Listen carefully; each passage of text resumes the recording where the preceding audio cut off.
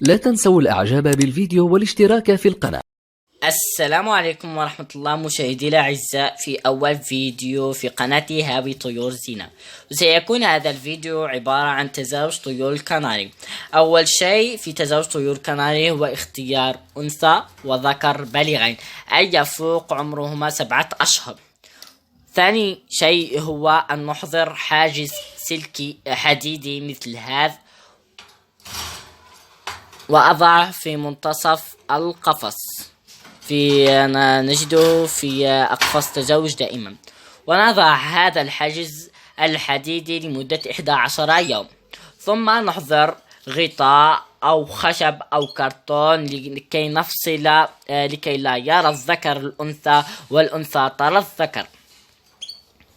وعندما نسمع أو ننصت لتغريدة الذكر بصوت هائج وعالي جدا، هناك ننزع الغطاء ونحضر مواد التعشيش، وهي الخيشة والعش.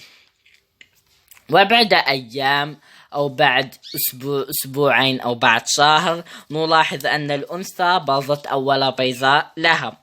وفي الأخير دمتم في رعاية الله وحفظه.